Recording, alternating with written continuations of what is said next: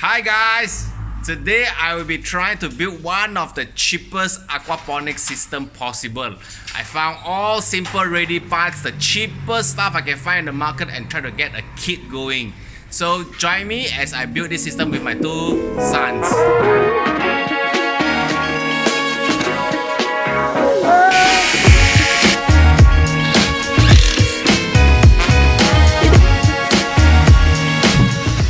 I spent the last 20 minutes to half an hour drilling a hole on the top shelf where is our planter box going to be filled with clay balls. Here we have a little tube that will pump the water from the bottom using a fish pump from the fish shop.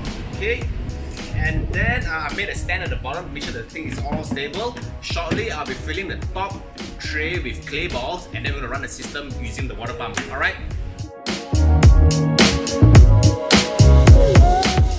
I washed some expanded clay balls here, and I'm going to put it into my top tray. The top tray is where we're going to grow the plants. We're going to grow our plants, alright? And what this expanded clay ball does is it actually double up as a filtration for the aquaponics system. What it does is it helps the bacteria break down the ammonia in the system into nitrates. Nitrate and nitrates, I can't pronounce the words, alright? So that's what this is for, alright? Let me fill this up and then we'll go to the next stage.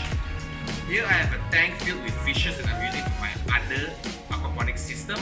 I'm going to take the water from this tank and then fill up into the tank that we just built. The reason is because inside here there is existing bacteria. This bacteria will help kickstart the system, and then it will help break down the ammonia quicker.